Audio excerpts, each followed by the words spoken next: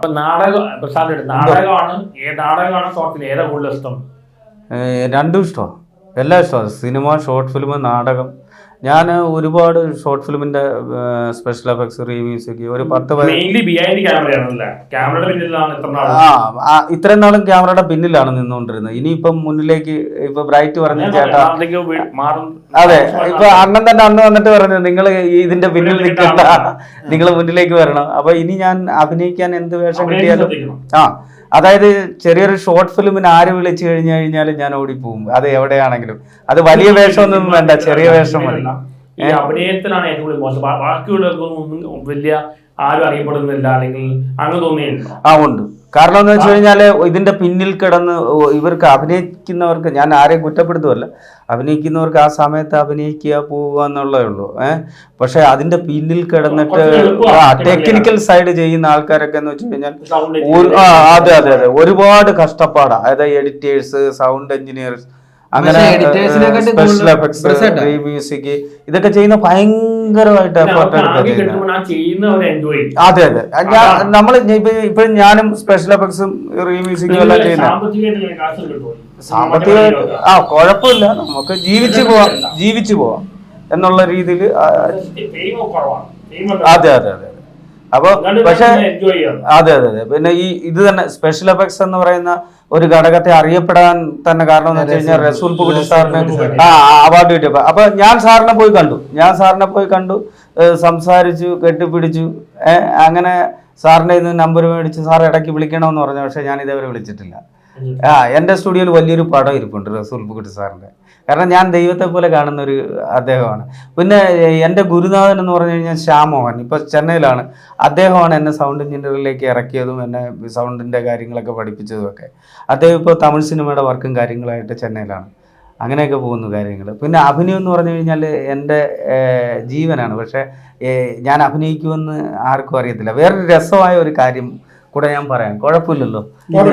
എന്താന്ന് വെച്ച് കഴിഞ്ഞാൽ ഞാൻ എൻ്റെ നാട്ടിൽ ചെന്നിട്ട്, ഞാൻ അന്ന് കൊറോണ കഴിഞ്ഞിരിക്കുന്ന സമയം, അപ്പൊ കലാകാരന്മാർക്ക് ഗവൺമെന്റിൽ നിന്ന് 2000 രൂപ ഗവൺമെന്റ് കൊടുക്കുന്നുണ്ടെന്ന് പറഞ്ഞ് ഞാനിപ്പം അപ്പോൾ അതിന് ഒരു ഫോം പൂരിപ്പിച്ചുകൊണ്ട് കൊടുക്കണം.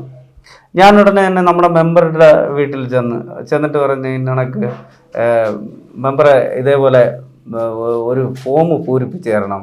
എന്താന്ന് ചോദിച്ചു. അത് കലാകാരന്മാർക്കുള്ള ഒരു സംഭവമാണെന്ന് പറഞ്ഞു. ലാസ്റ്റ് ഞാൻ ഞങ്ങളുടെ പഞ്ചായത്തിൽ ചെന്ന് കഴിഞ്ഞപ്പോൾ പഞ്ചായത്തുകാരും ചോദിച്ചു, പ്രസാദ് അറിയാൻ പാടില്ലാത്തതുകൊണ്ട് ചോദിക്കും, പ്രസാദ് എവിടുത്തെ കലാകാരനാ? ഞങ്ങൾ കണ്ടിട്ടില്ലല്ലോ, അവർക്കറിയില്ല, അവരെ തെറ്റ് പറഞ്ഞിട്ട് കാര്യമല്ലോ. അതെ അതെ, കാരണം എന്താ വെച്ചാൽ ഞാൻ ഇതിന്റെ പിന്നിലാണ് പ്രവർത്തിക്കുന്നത്. അപ്പൊ അവർക്കും അറിയില്ല നമ്മളെന്താണ് ചെയ്യുന്നത് അറിയില്ല. അതെ അതെ അതെ. അപ്പൊ അവരെ തെറ്റ് പറഞ്ഞിട്ടൊന്നും കാര്യമില്ല.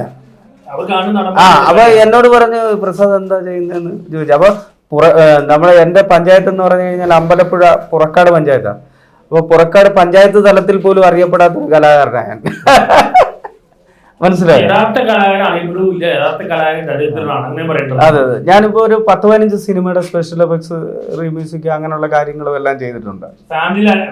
വീട്ടില് പിന്നെ ഭാര്യ സിജി, മകൻ അവിൻ പ്രസാദ്, മകള് ഗായല്, പിന്നെ മകൻ നമ്മുടെ അതേ ഫീൽഡ് തന്നെ, ഇപ്പം ഷോർട്ട് ഫിലിമും കാര്യങ്ങളൊക്കെ ആയിട്ട് തന്നെ നടക്കുക. മകള് 4ാം ക്ലാസ്സിൽ പഠിക്കുന്നു. ഈ സ്വഭാവ നടന്മാരില് ഇപ്പത്തെ ഏറ്റവും സ്വഭാവ നടൻ സിദ്ദിഖല്ലേ? സിദ്ദിഖ് നന്നായിട്ട് ചെയ്യുന്നുണ്ട്. കോമഡി എല്ലാം ചെയ്യും. ഏറ്റവും നല്ല റോൾസ് ചെയ്യുന്ന പുള്ളിയല്ല, പുള്ളി ചെയ്യുന്നുണ്ട്. അഭിനയ സാധ്യതയുള്ള പുള്ളി ചെയ്യുന്നുണ്ട്. ഇന്ദ്രിയത്തിന് നന്നായിട്ട്. പക്ഷെ പുള്ളി അധികം സ്വഭാവ നടന്മാർ ഇവിടെ ഇപ്പൊ നാഷണൽ അവാർഡ് കൊടുക്കുന്നത് മെയിൻ നടന്ന അവാർഡ് അല്ലേ? അത് മനസ്സിലാവും. കൊമേഡിയൻ അവാർഡ് എന്താ വെച്ചാൽ എല്ലാവരും നടന്മാരല്ലേ, ഓസ്കറിനല്ല ഒരു സീനിൽ അഭിനയിച്ചാൽ കൂടെ അവാർഡ് കൊടുക്കും. നായക നടന്നാണ് ഇമോഷൻ, നായിക നടന്നാണ് അവാർഡ് കൊടുക്കുന്നത്. അത് ശരിയായി തോന്നുന്നുണ്ടോ? എല്ലാവരും നടന്മാരല്ലേ? ആ ജഗദീഷ് ശ്രീകുമാർ പറഞ്ഞിട്ടുണ്ടോ?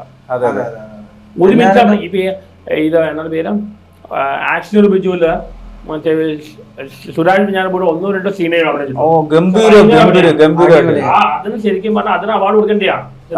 സിസ്റ്റം കൊടുക്കില്ല.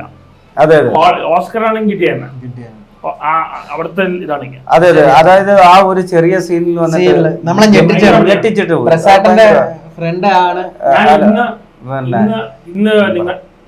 ഇന്ന് നിങ്ങളുടെ ഇത് കണ്ടപ്പോ ശതയത്തില് ലാലേട്ട അഭിനയിക്കുമ്പോൾ ചെറിയ തോന്നി. കുറച്ച് വൈൽഡ് ഡൗൺ സീൻ ഉണ്ടല്ലോ, ആ ആ രീതിയിൽ അഭിനയിക്കുമ്പോൾ തോന്നി. ആണല്ലേ? അങ്ങനെ അഭിനയിച്ചിട്ടുണ്ട്. Okay, thank you. കാരണം ഇത് ബിഹൈൻഡ് ക്യാമിൽ മാത്രമല്ല, ഫ്രണ്ടിലും വരണം. അല്ല, ഞാൻ ഇനിയിപ്പോ അഭിനയത്തിലേക്ക് ഇറങ്ങുകയാണ്, പൂർണ്ണമായിട്ടും അഭിനയത്തില്. 14 വയസ്സിൽ തുടങ്ങിയിട്ട് അഭിനയം വെച്ചാൽ തുടങ്ങിയതാ. പക്ഷെ വീട്ടിലെ കഷ്ടപ്പാട്, പിന്നെ അത് കഴിഞ്ഞ് കുടുംബമായി, കുടുംബത്തില് കുട്ടികളും ഭാര്യ, അതേപോലുള്ള ഒരുപാട് കാര്യങ്ങൾ വന്നു കഴിഞ്ഞപ്പോൾ നമുക്ക് അഭിനയത്തിലേക്ക് പോകുമ്പോൾ നമ്മുടെ വീട്ടിലെ ഉപജീവനം നടക്കില്ല. പിന്നെ അതുകൊണ്ട് പിന്നെ നമ്മള് സൗണ്ട് എഞ്ചിനീയറിൽ അതിന് മുമ്പെന്ന് വെച്ച് കഴിഞ്ഞാല് ഞാൻ ടൈൽസിന്റെ പണിക്ക് പോയിട്ടുണ്ട്. അതെ, പിന്നെ ഗ്രാനൈറ്റിലൊക്കെ പേര് കൊത്തി എഴുതാനും പടങ്ങളൊക്കെ കുത്തുകയൊക്കെ ചെയ്യും. അങ്ങനെയുള്ള പരിപാടി അങ്ങനൊന്നുമില്ല. അങ്ങനെയൊക്കെ നമ്മള് ജീവിച്ചു വന്നതാ. അല്ലാതെ നമ്മള് സാധാരണക്കാരായിട്ടുള്ള കലാകാരന്മാര് പിന്നോട്ടും എന്നാൽ വെറുതെ കോമാളിത്തവും സ്റ്റാർട്ടും കാണിച്ചിട്ട് ഒരുപാട് ആൾക്കാർ മുന്നോട്ട് വരികയാണ് അല്ലേ? നമ്മളിപ്പോ ചേട്ടാ കോമാളിത്തരം ഒന്നും കാണിച്ചിട്ടൊന്നും കാര്യമില്ലല്ലോ. നമുക്ക് ഇപ്പം ചെയ്യാൻ അറിയില്ലാത്തോണ്ടല്ല, താല്പര്യമില്ല. നമുക്ക് കാണിക്കാൻ വേണം, തുള്ളി പറയാൻ വേണം. പക്ഷെ നമ്മുടെ ഒരു വീട് പണിയുമ്പോ ആദ്യം എന്തോ അതിന് അടിത്തറ ഉണ്ടാവണം അല്ലേ? എന്നിട്ടല്ലേ ബാക്കി കയറ്റുന്നത്. പെരേരയ്ക്കൊന്നും അടിത്തറയില്ല. ഇപ്പൊ എനിക്ക് വേണം അഭിമാനത്തോട് പറയാൻ, ഞാൻ തെരുവ് നാടകത്തിൽ നിന്ന് വന്നതാണ്. അല്ലെങ്കിൽ പലർക്കും എന്നെ പറ്റി അറിയത്തില്ല പ്രസാദ്. എന്ന് വെച്ച് കഴിഞ്ഞാൽ ഞാൻ നാടകത്തിൽ ഉണ്ടായിരുന്നു എന്ന് അറിയത്തില്ല. എല്ലാരും പെരേര വഴി അറിഞ്ഞ് ആറാട്ടന്റെ ബ്ലഡി നൈറ്റ് വഴിയാണ് ആദ്യം വൈറലാവുന്നത്. അപ്പൊ ആൾക്കാർ വിചാരിക്കും ഞാനൊരു സുപ്രഭാതത്തിൽ വന്നൊരു വ്യക്തി, പക്ഷെ എന്നെ പറ്റി ആൾക്കും അറിയില്ല. അപ്പൊ ഞാൻ തെരുവ് നാടകം ഈ എറണാകുളം ജില്ലയിലൊക്കെ ഒരുപാട് സ്കൂളുകളിലും കോളേജുകളിലും കയറി ഞാൻ നാടകം കളിച്ചിട്ടുണ്ട്. ശാസ്ത്ര സാഹിത്യ പരിഷത്തിന്റെ നാടകം ചെയ്തിട്ടുണ്ട്. അല്ല, സത്യത്തില് ഞാൻ ക്യാമറയ്ക്ക് മുന്നിലേക്ക് വരണമെന്ന് ആഗ്രഹിച്ച എപ്പോഴാണെന്നറിയോ? അണ്ണൻ സ്റ്റുഡിയോയിൽ വന്നിട്ട് എന്നോട് പറയുന്നു, പ്രസാദ് ചേട്ടൻ ഒന്ന് അഭിനയിക്കണം, ചേട്ടൻ ഒരു ഇതുണ്ട് എന്ന് പറഞ്ഞതിന് ശേഷമാണ് എൻ്റെ മനസ്സിൽ അഭിനയിക്കണം, അതെ അഭിനയിക്കണമെന്നുള്ള ഒരു സ്പാർക്ക് വന്നത്. അത് കഴിഞ്ഞ് ഞാനിങ്ങനെ അത് ആരോടും പറഞ്ഞില്ല, ഇവനോടും പറഞ്ഞില്ല. ഇതേപോലെ ഞങ്ങൾ പിന്നെ വെബ് സീരീസിന് പോയി. അപ്പോൾ അഭിനയിക്കുക അങ്ങനെയുള്ള ഇതിനൊന്നുമില്ല. ഞങ്ങൾ സൗണ്ട് ചെയ്യാൻ പോയത്, രണ്ടുപേരും കൂടെ സൗണ്ട് ചെയ്യാൻ പോയത്. 10 ദിവസത്തെ വർക്കുണ്ട്, ലൈവ് ചെയ്യണമെന്ന് പറഞ്ഞ് അങ്ങനെ പോയതാണ്. അവിടെ ചെന്ന് കഴിഞ്ഞപ്പോൾ ഡയറക്ടർ വൈകിട്ട് വന്നിട്ട് പറഞ്ഞ് ചേട്ടാ ഒരു വേഷമുണ്ട്. അങ്ങനെയാണ് പ്രാക്കിൽ അഭിനയിക്കുന്നത്. അതിലെ കഥാപാത്രം എന്ന് വെച്ച് കഴിഞ്ഞാൽ ഒരു കോഴിയെ അധികമായി സ്നേഹിക്കുന്ന ഒരു മനുഷ്യനാണ്. കോഴിയെ, അയാളുടെ ഭാര്യയെക്കാളും കൂടുതൽ അയാളെ സ്നേഹിക്കുന്ന കോഴിയെ. അയാൾ കോഴി വളർത്തുന്ന ഒരു മനുഷ്യനാണ്. ഇയാളുടെ കോഴിയെ കുറെ ആൾക്കാർ കൊണ്ടുപോകുന്നതും അങ്ങനെയുള്ള കഥയാ. Through out comedy. ചേട്ടൻ ഇത് ചെയ്ത് ഇത് ഇപ്പൊ ഈ ഒരു സംഭവം കണ്ടില്ലേ, അതിൽ നിന്ന് ഒരുപാട് ഡിഫറെന്റ് ആണ് മറ്റേ കഥാപാത്രം. ഞാനോ? ഇല്ല, ഞാൻ സ്ക്രിപ്റ്റ് എഴുതത്തില്ല.